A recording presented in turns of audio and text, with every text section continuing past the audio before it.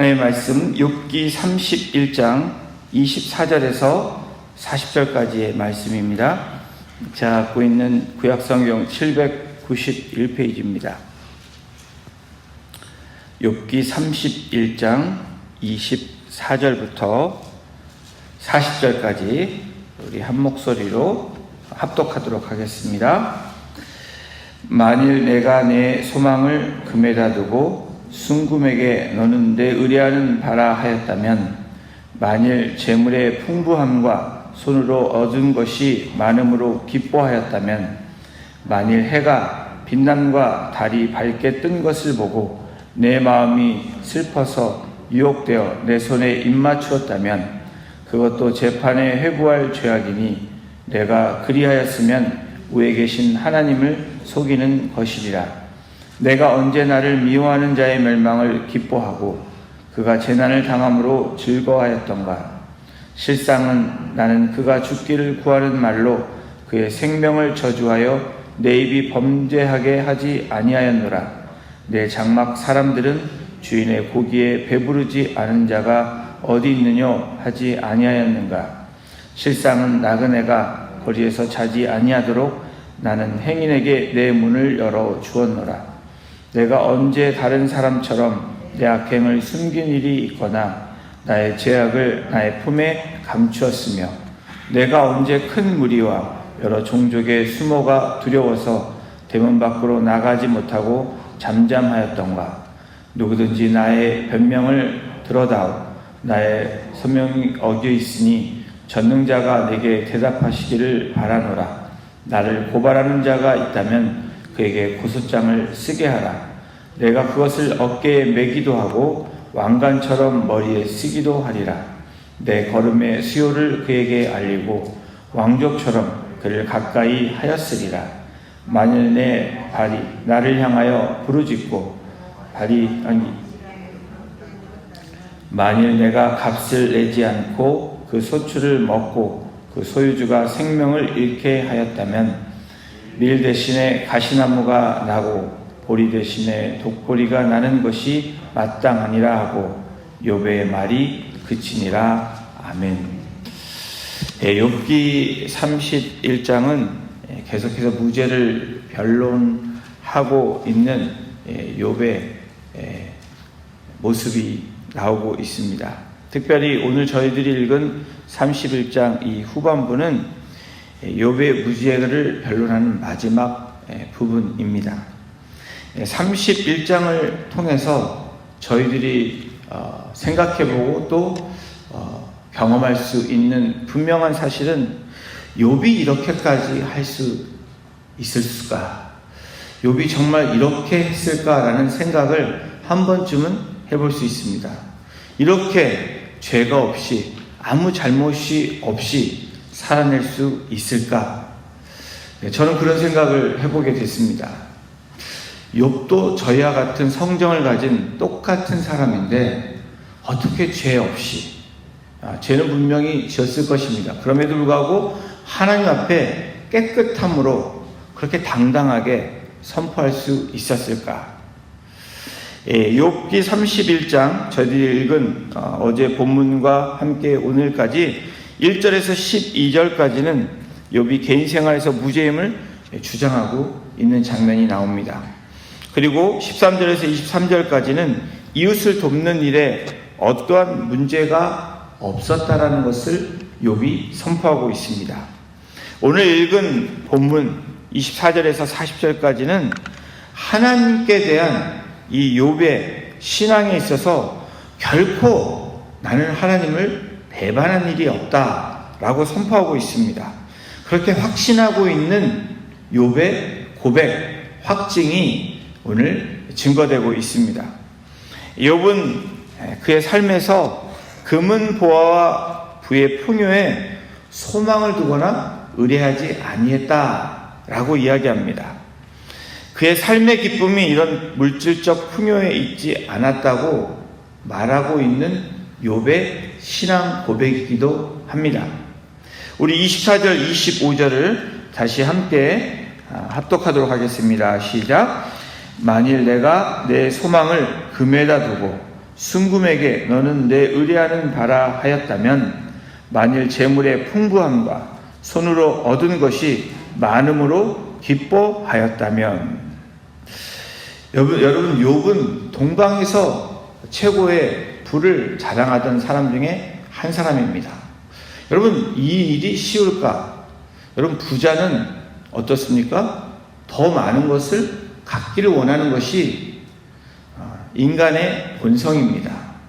여러분들이 무엇인가를 얻었다. 지금은 안 그러시겠지만 살아온 인생 가운데 좀 물질을 더 많이 얻으면 더 나은 고를 위해서, 목적을 위해서, 더 나은 그런 계획을 위해서 물질을 모으려고 하는 것이 사람의 본성입니다. 오늘 이 31장 본문의 제목은 본성을 초월한, 뛰어넘은 욥의 신앙 고백이라는 제목으로 제가 정해봤습니다. 본성을 초월했다. 여러분 본성에 충실해야 되는 것이 사람의 모습입니다. 그러나 본성과 신앙은 다릅니다. 본성을 초월한 것이 신앙의 모습이라고 우리는 얘기할 수 있습니다. 욥은 부자이면서 물질적인 축복에서 삶의 의미를 찾지 않았다라고 오늘 24절 25절에 욥이 고백하고 있습니다. 이것은 여러분 쉬운 일이 아닙니다. 여러분들 물질을 갖고 있고 부를 축적했다면 그것이 좀 더 유지하고 더 나아가기를 원하는 것이 사람들의 본성입니다. 여러분 신앙인과 비신앙인의 차이가 여기에 있습니다. 믿는 사람과 믿지 않는 사람의 차이를 둔다면 바로 여기에 있다라고 우리는 확신 있게 이야기할 수 있어야 됩니다. 비신앙인들은 축제의 기쁨과 사업의 성공 그리고 사회적 지위와 그 권력의 확보를 둔다면 여러분 그들의 삶이 거기에 있다면 신앙인은 거기에 두지 않는다라는 것입니다. 비신앙인들은 축제의 기쁨과 사업과 성공과 사회적 지위 이런 것에 그들의 삶의 목적을 둡니다. 그것을 위해 인생을 살아가고 거기에 초점을 둡니다. 그러나 신앙인의 삶은 바로 오늘 본문에 나온 욥의 모습과 같다라는 것을 성경은 우리에게 제시해주고 있습니다. 부가 인간의 안식처가 되고 지배자가 될 때 여러분 그것은 인간을 파멸하게 하는 독소라는 것입니다. 그것이 좋은 것이 아니고 인간이 그 물질의 종이 될 수 있는 독이라는 것을 이야기합니다. 여러분 부한 자는 부함으로써 재물의 노예가 될 수 있습니다. 가난한 자는 가난함으로써 재물의 노예가 또한 될 수 있습니다. 세상에서 욥은 그 어느 쪽에도 해당하지 아니하는 삶을 살았던 참 신앙인임을 이야기하는 것입니다. 그것이 무엇입니까? 욥은 하나님만을 바라보았다는 것입니다.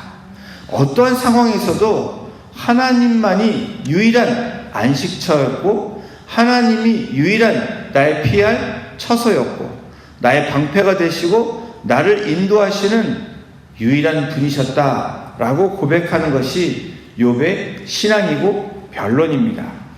또한 욥은 해와 달 같은 자연물을 숭배하는 우상 숭배의 유혹에도 빠지지 않았다라고 이야기합니다. 우리 26절, 27절을 보겠습니다. 만일 해가 빛남과 달이 밝게 뜬 것을 보고 내 마음이 슬퍼서 슬며시 유혹되어 내 손에 입맞추었다며. 여러분 욥이 살던 시대는 다신교 그런 문화 사회였습니다. 이 신을 믿어도 저 신을 믿어도 이 신을 믿었지만 다른 신을 믿어도 전혀 문제가 되지 않았던 사회 그 고대 시대에 살았던 욥의 모습입니다. 당연히 자연물을 숭배하는 이 다신교 문제가 되지 않는 그런 시대에 살았습니다.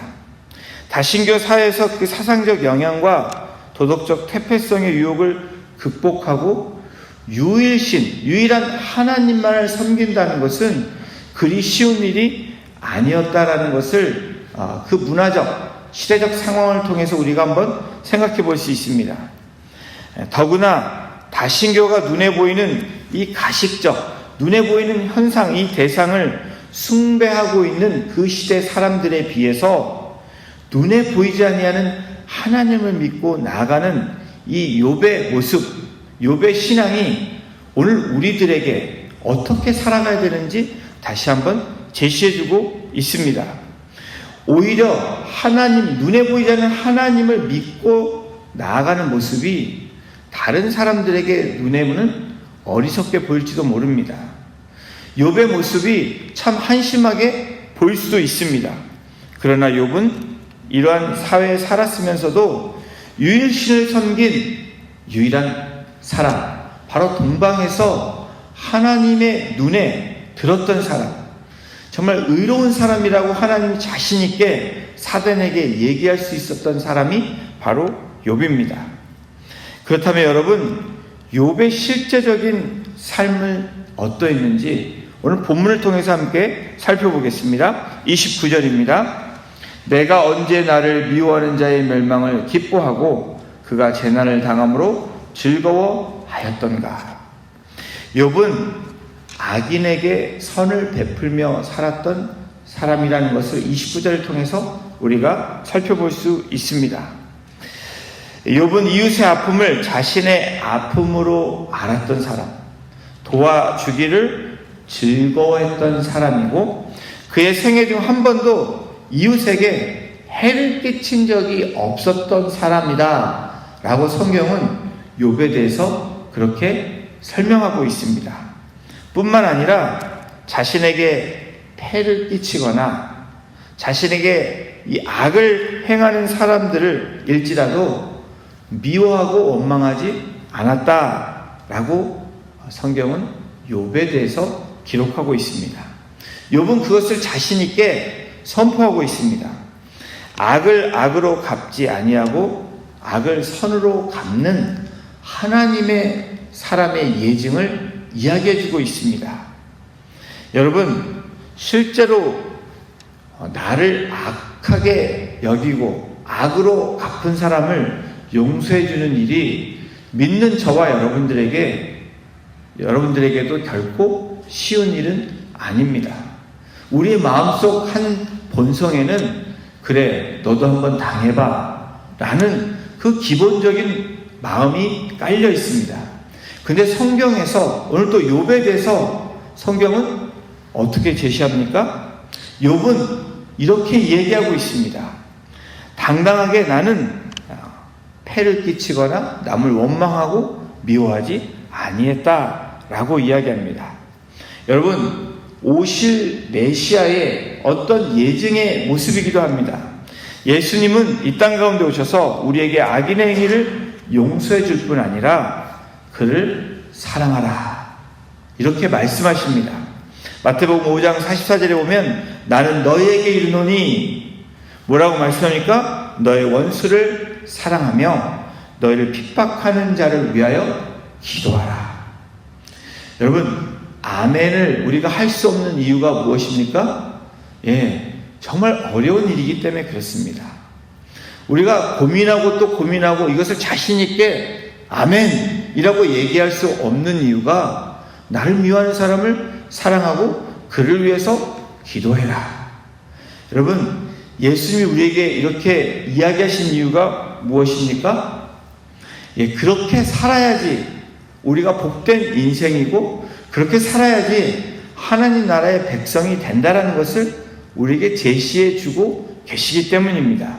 그것이 복된 인생이라고 말씀하고 있는 것입니다. 여러분, 또 욥은 실상의 삶에서 어떤 일을 하고 산 사람입니까? 나그네를 아주 대접했던 그런 사람이라고 욥은 성경을 통해서 말하고 있습니다. 32절입니다. 실상은 나그네가 거리에서 자지 아니하도록 나는 행인에게 내 문을 열어 주었노라. 여러분, 히브리서 13장 2절 말씀처럼 욥은 그렇게 행인들, 나그네를 대접했습니다. 손님 대접하기를 잊지 말라. 이로써 부지 중에 천사들을 대접한 이들이 있었느니라. 여러분, 우리에게 지금 이 시대에 나그네를 대접한다, 당연치 않습니다. 잘못하면 문제가 생길 수 있습니다. 그렇죠? 여러분이 당할 수 있는 이야기도 많이 있습니다. 그러나 우리에게 이런 마음을 갖기를 원하시는 하나님의 마음, 바로 소외된 자, 이 시대의 나그네라면 홈레스를 우리가 생각해 볼 수도 있고, 또 우리가 뒤에 소외된 사람들을 생각해 볼 수 있습니다. 우리가 집에 홈레스들을 오픈해서 들여보내기는 어렵지만 찾아가서 위로해 줄 수 있는 그런 일들을 할 수 있습니다. 우리가 이제 조만간에 그런 일들을 행하려고 합니다. 바로 나그네를 대접하고 영접하는 것. 우리보다 어려운 사람들을 다가가서 함께하는 것. 그것이 바로 손님을 대접하는 것입니다.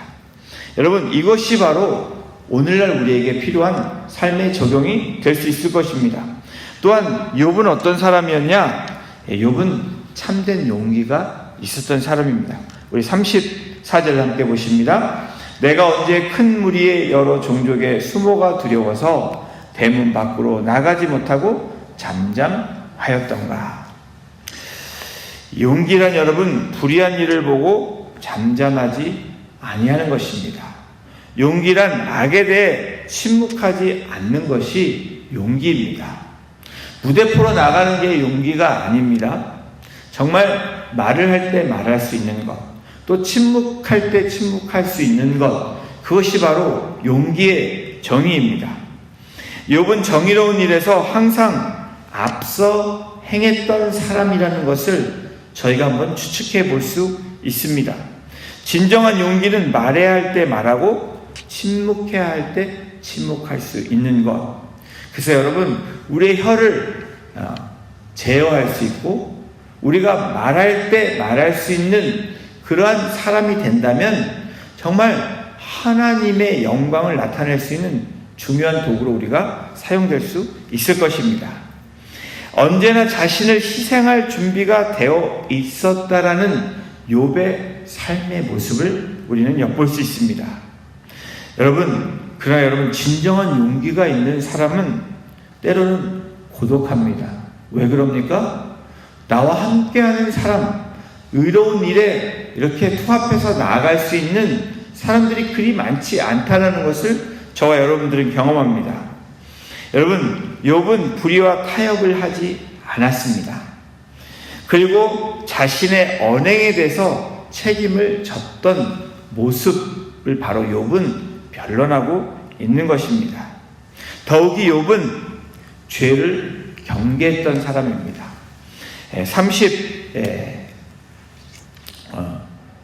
우리 5절을 함께 보십니다. 누구든지 나의 변명을 들어다오 나의 서명이 여기 있으니 전능자가 내게 대답하시기를 바라노라. 나를 고발하는 자가 있다면 그에게 고소장을 쓰게 하라.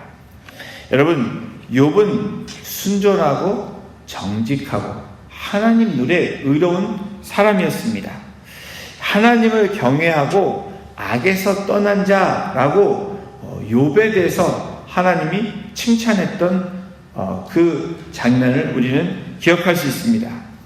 사랑하는 성도 여러분, 성도들은 죄를 멀리하고 죄와 구분된 삶을 살아야 되는 우리의 부르심이 있습니다.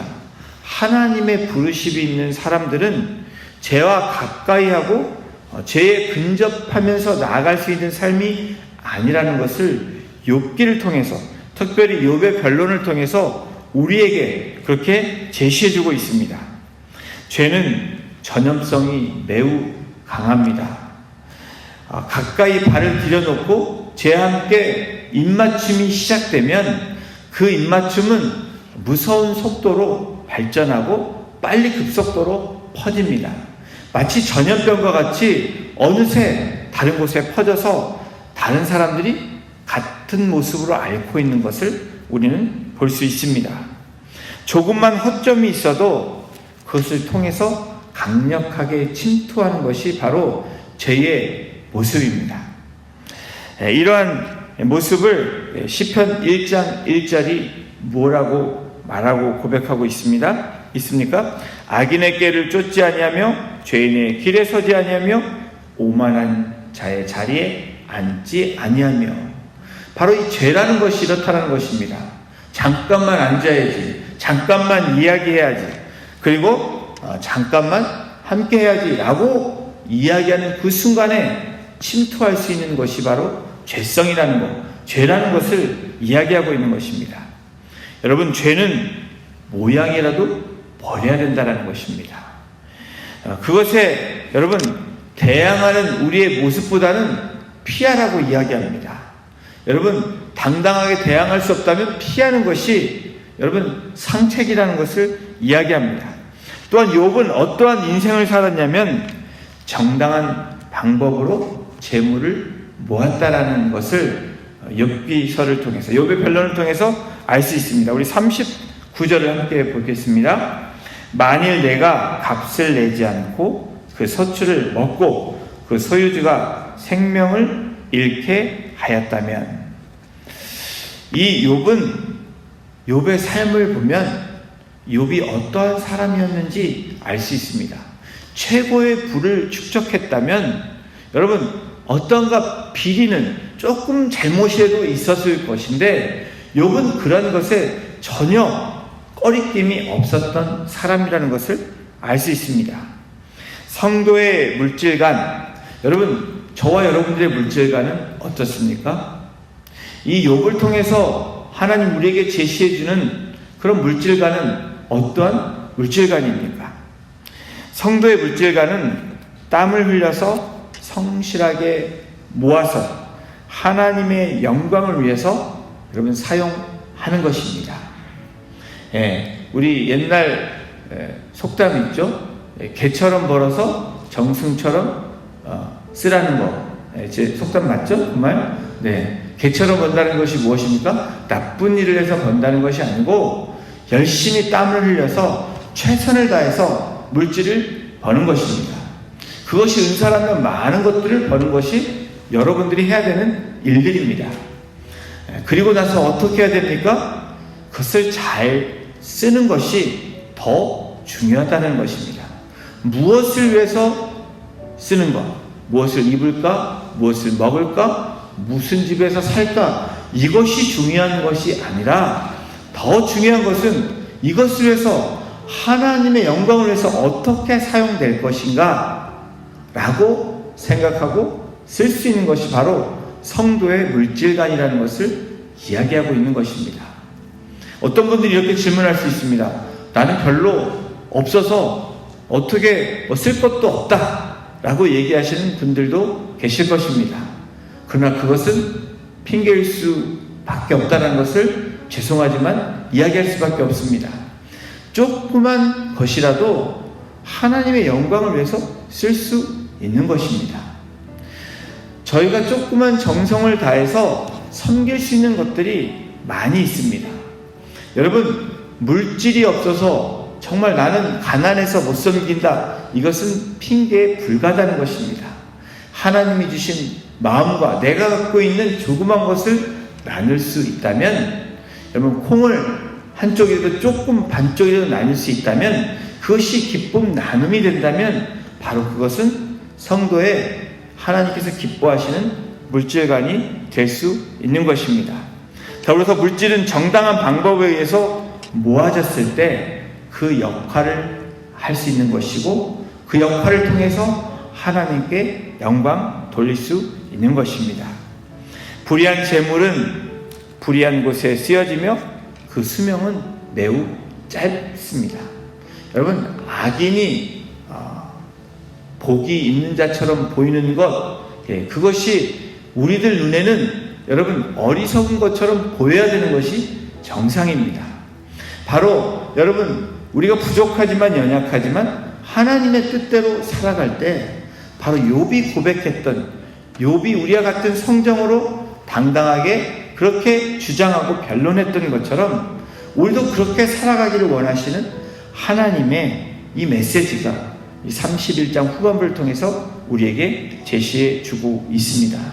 사랑하는 성도 여러분, 욥은 하나님을 사랑하고 이웃을 사랑했던 바로 가장 큰 계명을 실천했던 구약의 한 사람입니다. 또 예수님이 이 땅 가운데 오셔서 우리들에게 그것을 제시해 주었습니다. 오늘도 우리는 그 삶을 살아내야 되는 책임이 있고 부르심이 있습니다. 나는 이런 사람인데 라고 말하는 그 자체가 바로 죄성에 사로잡혀 있는 우리의 모습이라는 것을 말씀하고 있는 것입니다. 오늘 우리는 이 새벽을 깨우며 이 자리에 왔습니다. 왜 그렇습니까? 주님이 우리를 부르셨다는 믿음 때문에 그렇습니다. 그리고 주님이 나와 함께 하신다는 믿음 때문에 이 자리에 계십니다. 그리고 나는 오늘도 입을 열어 선포하고 고백하고 부르짖을 수 있습니다. 왜 그렇습니까? 예수님이 우리 편이 되시고 우리 함께 하시고 세상 끝날까지 저와 여러분들을 보호해 주시고 인도해 주시고 지켜주시는 분이시기 때문입니다. 그런 믿음으로 오늘도 기쁨의 삶으로 나아가시는 우리 복된 성도님들 한 분 한 분 되시기를 주님의 이름으로 축원합니다. 우리 이 시간 같이 합심해서 기도하기를 원합니다. 오늘 말씀을 생각하며 기도할 때 오늘 욥기 31장을 통해서 욥의 변론이 나의 변론이 되게 하시고 나의 고백이 되기를 소원하며 이 시간 기도하기를 원합니다. 하나님의 말씀을 듣는 자, 하나님의 말씀을 마음판에 새기는 자, 또 그것뿐 아니라 더 나아가 행함으로 실천할 수 있는 늘 겸손한 그 겸손함과 용기가 함께 겸비된 자로 오늘도 주님 나를 사용해 주시고 그런 담대함으로 십자가 앞에 매일매일 나아가는 믿음의 사람, 그래서 참된 위로자로 주님의 메신저 역할을 감당하는 믿음의 사람으로 오늘도 살아가게 해달라고 오늘 이 시간 나 자신을 주님 앞에 드리며 하나님을 더욱더 사랑하며 내 이웃을 사랑할 수 있는 주님이 주신 가장 큰 계명, 십계명뿐 아니라 이 땅 가운데 우리에게 주신 그 말씀을 우리가 실천하며 나갈 수 있는 귀한 하나님의 백성이 되게 해달라고 이 시간 나 스스로를 주님 앞에 내려놓고 또 주님 앞에 올려드리며 이 시간 여러분 자신을 위해서 이 시간 간절한 마음으로 기도하며 나가기를 원합니다. 우리 다 같이 기도하시겠습니다.